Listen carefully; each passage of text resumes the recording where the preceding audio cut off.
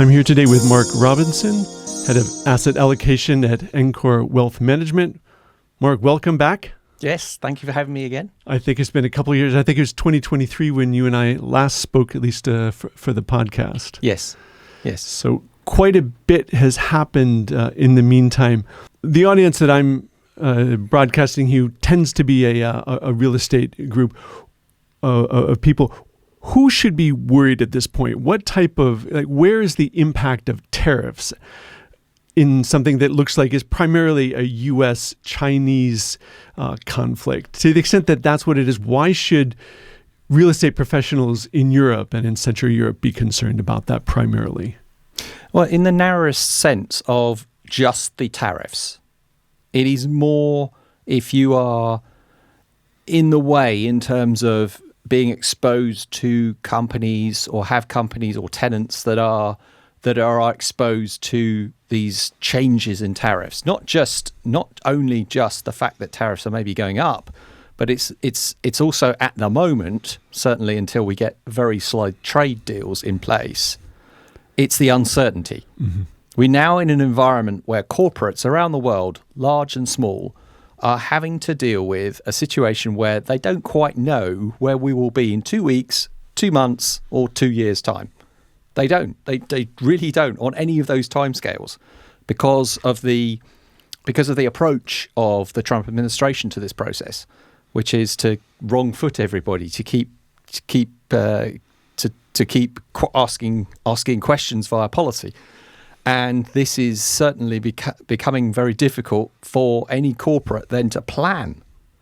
And companies need planning. They need to be able to look out 1 year, 2 year, 5 years, 10 years ahead in order to make decisions about the business, and especially for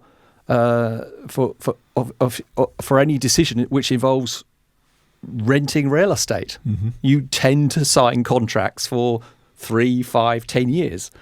You don't tend to sign contracts for 1 or 2 years thinking, oh, I have to do that because I don't know what President Trump's going to do in 2 years' time. To a certain extent, rental contracts are the end result of a larger plan. You decide, okay, we're going to invest a whole lot more in Europe, for example. That's going to require allocations to certain countries, to certain divisions within a corporation.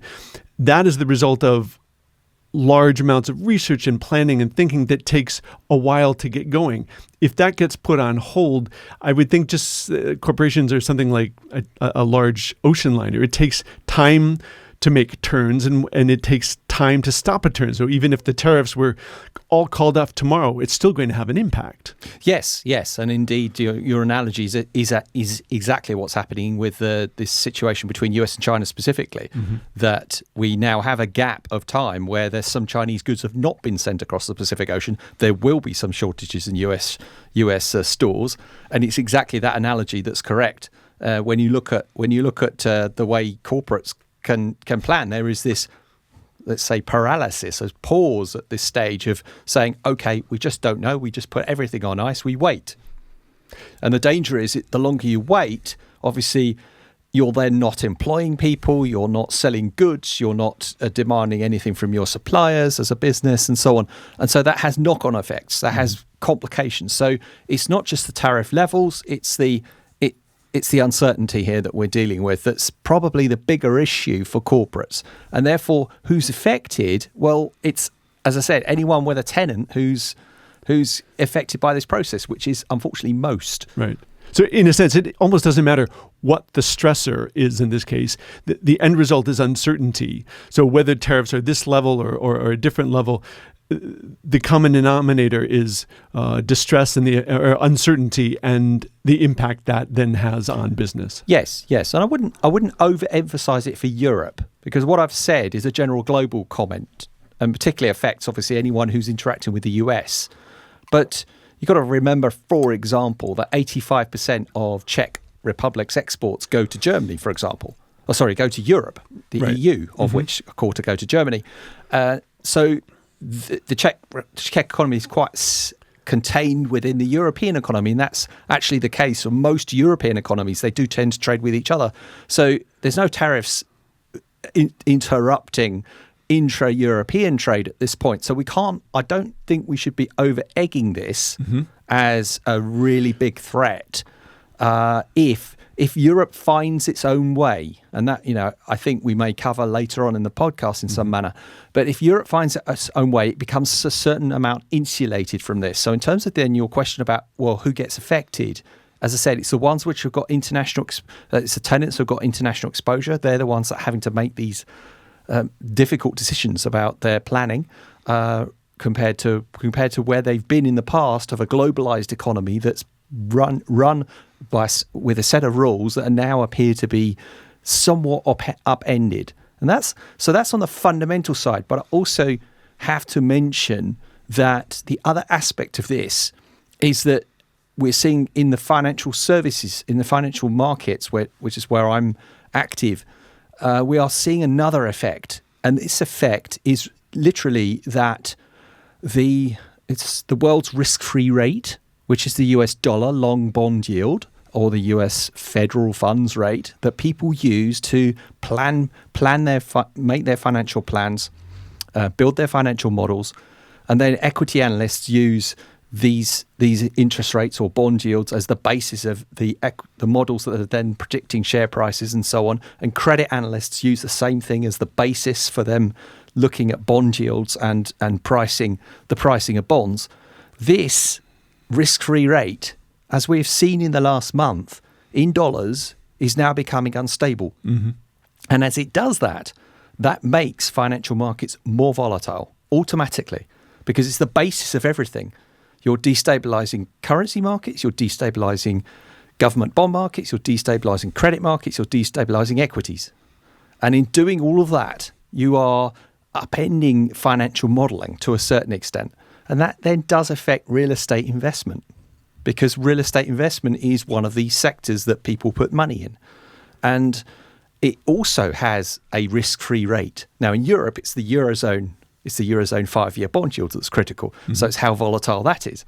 But if we get some more instability in the dollar, it's going to be very difficult for the Eurozone to remain completely insulated from this phenomenon that's happening across the Atlantic.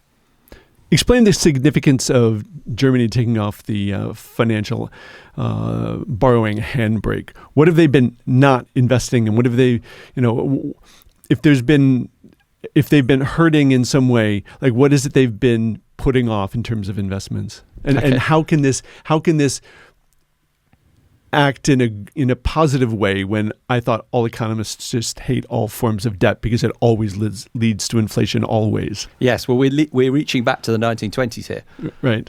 This is the Germans worrying about what happened in 1922-23 in Germany, as in the hyperinflation that destroyed the economy after the First World War.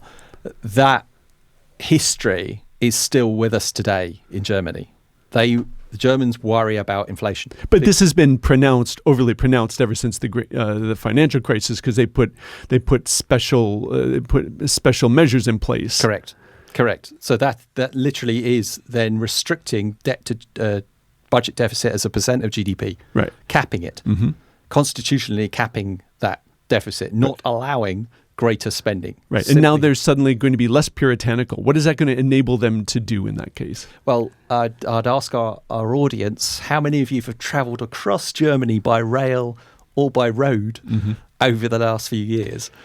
And I think you would be challenged to find people who've had an easy time on every journey going across Germany. Obviously, with the roads, they're starting to address it.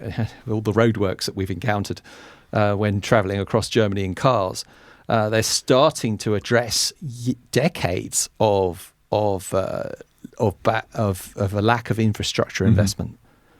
And this, when an economy like Germany, sitting in the centre of Europe, should be well connected, should have less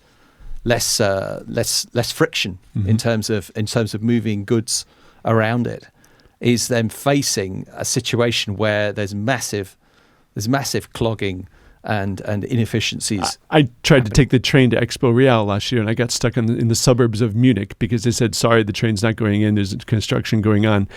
Get on a different train, and you're going to a different station than you expected. I didn't know that was possible in Germany. Yeah, we've all been brought up on the maxim of German efficiency, right? And this has come under significant challenge. This maxim over the last 15 years or so. So the thrust of this program that they are embarking on is infrastructure and military, right. And the two obviously interlinked. But it's pretty good. Does have a. It's pretty good timing, isn't it? Though I mean, this is if there was a time to break out this program, it couldn't come at a better time, I would think. Absolutely. Love him or hate him, you could say that Mr. Trump is actually doing Europe a favor by triggering this. I mean, to be fair to Mr. Trump, in his first term, he was very clear about military spending as a percent of GDP. He was very clear about that. And the rest of NATO didn't really respond. I mean, there's a little bit of response. Some countries, particularly those closer to Russia, realised that there was a problem. I mean, Poland in particular started building up its military spending before the other countries, and is reaping the benefit of that now. Right. And obviously, the war in Ukraine has just brought everything into very, very sharp relief here. That we have to acknowledge that the threat of Russia, which is a threat that's been around since the 18th century, in terms of its not knowing where its western border is, and itself also wanting to create a cordon sanitaire to actually protect itself from invasion. And they have reason to believe, given history, that invasions come from the West, or certainly in the last 300 years have come from the West, and therefore they should protect themselves. Right. And they don't quite know where their border is. And it's up to Europe then to say, okay, well, if that's the case, we have to have as hard a border as possible up against you, and then not allow any room for manoeuvre. If I understand correctly, the ECB is saying that there will probably be 2 more rate cuts this year. Does that mean that the war with inflation is officially over? Well, there's a few things going on that are very interesting. First of all, that war element I've mentioned. The war obviously pushed up inflation in 2022. Now, all of this talk about ceasefires and so on has, to a certain extent, reduced inflation expectations. Now, that might then disappear if the war does drag on. So we might get some bottoming out of inflation expectations within Europe because of that. But at this point, we do have a very big move in world markets, and that is the oil price. Mm-hmm. The oil price today on Monday, the 5th of May, fell below $60 a barrel on Brent. And that's due to overproduction by Iraq and Kazakhstan, and the rest of OPEC is actually calling them out and actually is fed up with them, and is therefore increasing all of the production of the rest of OPEC to try to flush out the overproduction in Iraq and Kazakhstan. And that is forcing the oil price down. That is very disinflationary, particularly in an environment where global demand is maybe a little bit weaker because of what's happening with the tariff situation in America. And also, obviously, China, which is the marginal consumer of oil in the world at this point. So this is disinflationary. And what this is doing is creating room for central banks like the ECB, who also have observed, as we all have, a remarkable strength in the euro over the last 2-3 months, which doesn't reflect economic reality at this point. We got the Eurozone very weak anemic growth between 0 and 1%, Germany flirting with recession. And we got a US economy that up to last week, in terms of we got the first quarter number, a negative first quarter number, but year on year, the economy in the US is still growing at around 2%. So this strength in the euro that we've seen, and this is connected with the whole Trump turning the world on its axis phenomenon, which we've already covered to a certain extent. That is meaning that all goods that are imported into Europe are cheaper. Mm-hmm. When your currency rises, the imports become cheaper, and vice versa. When the currency drops, the imports become more expensive. So that is disinflationary. So does that then mean that the ECB can cut more than once from here? Yes. Now, the euro has been strengthening. You're saying that nothing has actually changed. The stock markets, I suppose this is a natural reflection of that, the European stock markets have been rising greatly in value all of a sudden. And I think I've seen studies or beliefs that, in fact, the European markets were 40% potentially undervalued, like for the American one. You're an allocations guy. How much of this is simply that there was a certain amount of allocation globally going to the U.S. markets, and that what we're seeing in a way is part of a reallocation shift of globally in terms of where people are putting their money? Yes, we've had a decade and a half of over allocation to the US market relative to Europe, and partially for good reason. But there were two drivers, the two very big drivers of this. One was a good reason, fundamental one, which was that particularly that US tech sector, particularly those very large companies, were generating very high returns on equity. Mm-hmm. So these were not unprofitable businesses. Maybe Tesla was for a long time, and for most of Tesla's existence, it was unprofitable. But think about Amazon since the global financial crisis. Think about Apple. These have been massive cash cows. They throw off huge amounts of cash. They're generating very high returns on their equity. And when you generate high return on equity, when you've got market dominance, then you demand, the market thinks that you are going to repeat this forever and awards you with a high valuation. So the US market just kept being bid up and up and up and up. And this went on for 15 years. Mm-hmm. So the result of that was this huge divergence of performance and money committed that investors from Europe, from Japan, from Asia had all piled into the US and not really looked at Europe and said, well, there's not enough of those companies. Yes, there are a few. I mean, Novo Nordisk, the globally competitive Danish company, right, for example, ASML, the Dutch company that supplies TSMC, its chips. These are globally competitive companies, but there weren't that many. The luxury goods sector in France, globally competitive, but there's not that many other globally competitive companies. I mentioned that before, that Europe just didn't have enough of these innovators, these globally significant companies, whereas the US obviously has. And the market cap in America was concentrated in these things. So therefore, the good reason was that money was being sucked into the US because of the performance of these companies. The bad reason is that America has been running, and this is why Trump is doing what he's doing. America has been running these huge twin deficits. So American consumption has been sucking in imports, creating that trade deficit. What has helped cause American consumption is the huge fiscal deficits that they've run. So the American governments, starting with Obama, then Trump, then Biden, then Trump again now, are running very, very big fiscal deficits. And that stimulated the American consumer. They go out and buy Chinese junk, as they call it, and that creates the current account deficit. Now, that was living off other people's money, because the way the American system then financed this was issuing bonds, expanding the American debt pile, and creating this huge bubble. And what's happening now, the earth being tilted on its axis, the financial world being tilted on its axis, is literally that Trump is trying to shrink these deficits. Mm-hmm. And the world is having to deal with this.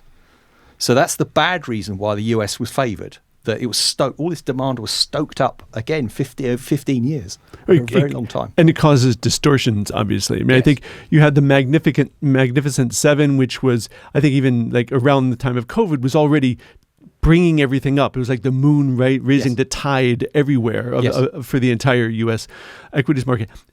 Then AI happened, and already expensive stocks, these Magnificent Seven, then got dragged even higher up until the moment that DeepSeek said, we can do this for a fraction of the price. And I feel like that is sort of when, at least from my way of thinking, that's when the air started coming out of this bubble some, and the trade, this trade war has only continued that process. Yes, no, it feels like that. That feels like the year 2000, which was the bursting of the first internet bubble, where there were companies that were being valued at astronomical valuations. Now, those Mag 7 again, all except Tesla, are strong. Have got strong balance sheets, right? And the others, therefore, they're more resilient than the big tech behemoths were in the year 2000. They're making profits. Oh, they're making products. They have they have money. Revenues, profits, the whole thing. Yes. I mean, it's not a complete. It's not just like some shadow game being played in that case. But then there's a lot of startups who are in this AI space, and it's those that are then maybe being overvalued and therefore getting caught up in this sell-off because. Again, when you have uncertainty in the world economy, high valuations don't work. You've got to have a higher required return. You've got to have when you have a higher cost of capital, and you have very high valuations, then something's got to give. The required return is higher, and therefore anything that's very expensive has to become cheaper. Now, ever since COVID, sort of the real estate world to a certain extent has been sort of turned on its head. I think credit is quite tight right now. There's concern about economic growth. There's even this whiff of potential recession in the air. And the result, on one hand, is that there's almost no office getting built almost anywhere in Europe. It's in deep trouble right now, I would say, in the United States. There's no new shopping malls that are going to get built at this point. Even in the industrial sector, we're seeing far less speculative building going on. As a result, rents are going to go up if they're not already going up. So essentially, if you've already invested in real estate, you're saying, this is why I invest in real estate. Talk about how this period of uncertainty now that's grown, that's feeding off of what's already happened, is going to change the way investors should or are thinking about real estate within their portfolio. Yeah, it does. Unfortunately, it does snuff out the feeling that, okay, we've got past the hump of inflation and therefore interest rates are going to fall and therefore our financial conditions become easier.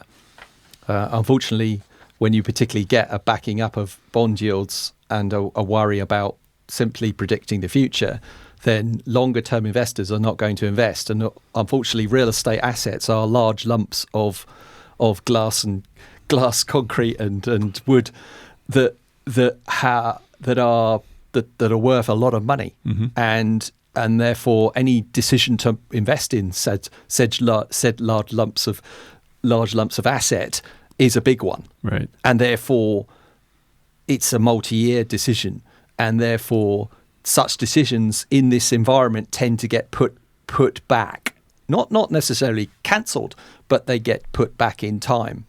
And it's unfortunate. It's unfortunate.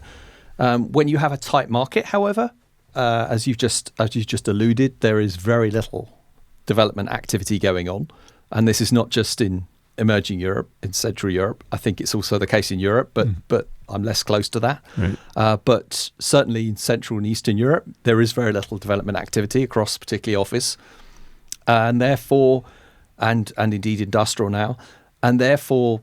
There is this firming of rents, because if you avoid recession, and this is the key, if you avoid recession, then rents can continue to tick upwards because demand is simply just ticking upwards and with sucking in any spare vacancy, and therefore rents can rise. Now, obviously, there is a particular challenge for office, and that's obsolescence. So a lot of the older buildings are falling behind in terms of their spec, in terms of what tenants demand. Tenants in the middle of this decade are demanding relative to when these buildings were built maybe 10, 15, 20 years ago. So there is an issue there, and there's probably a refurb opportunity to try and address this. And obviously, a lot of office stock across Europe and in CEE is starting to be converted into residential where it can. To feed a perceived demand for residential going forward.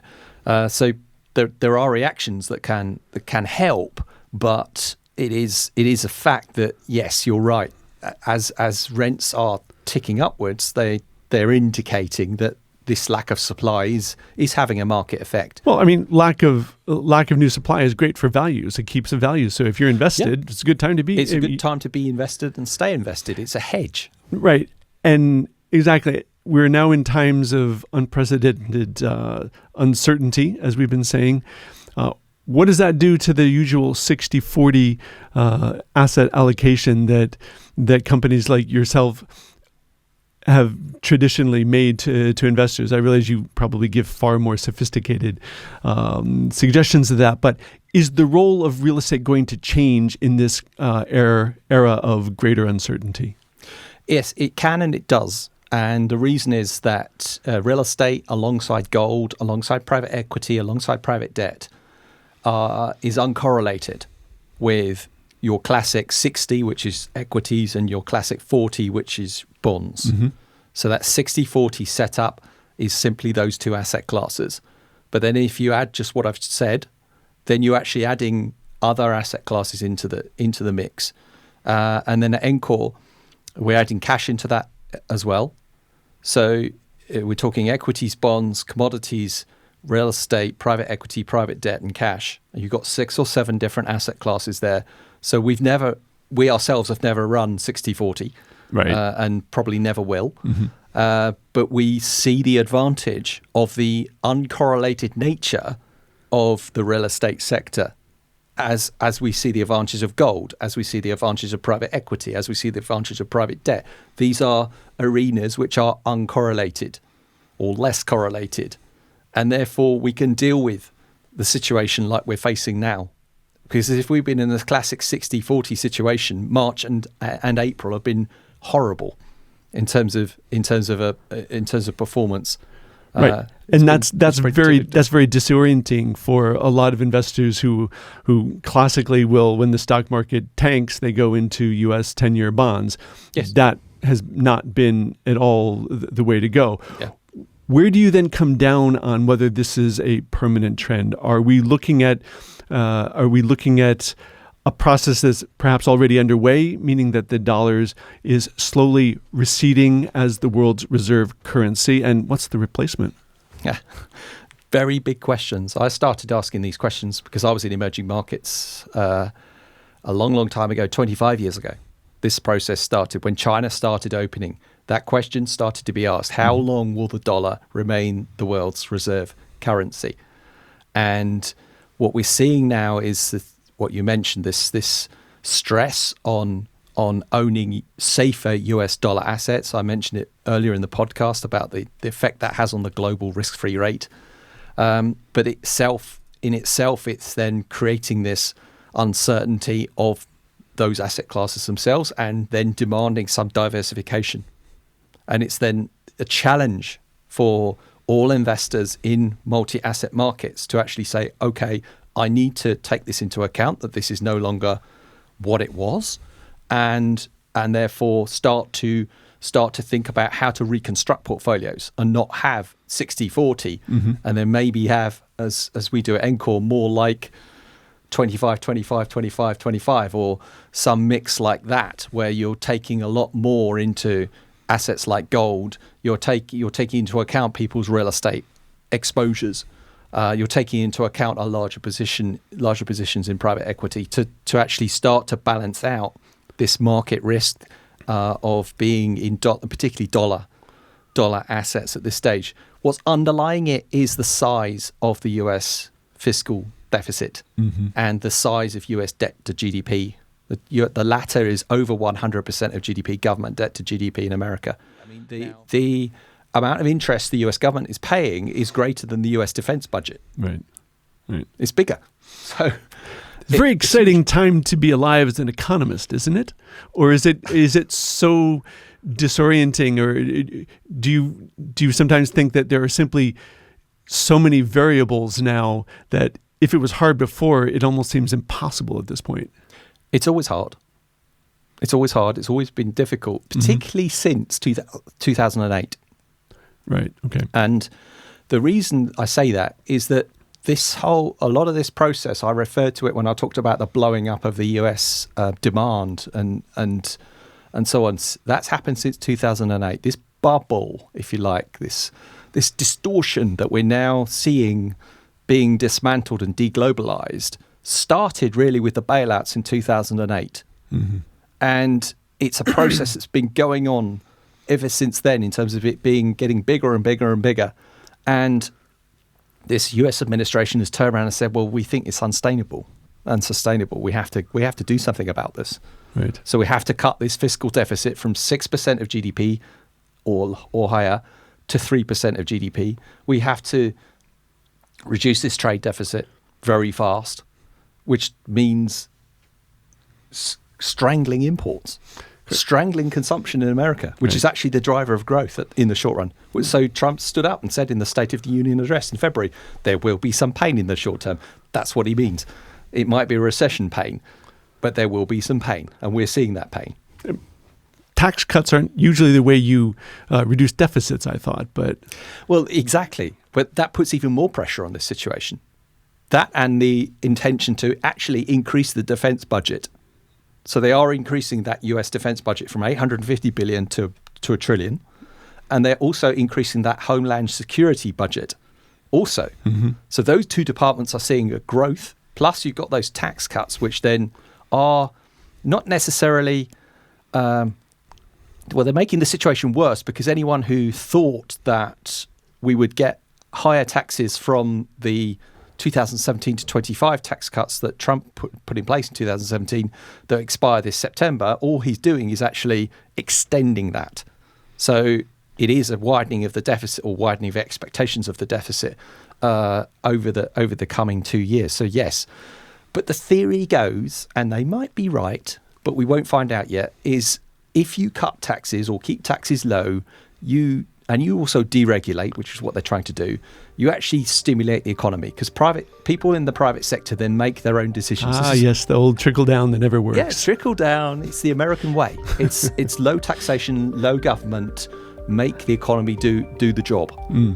Now the problem is that at the same time they're wanting to cut this consumption addiction. So it's a rebalancing that's quite stressful.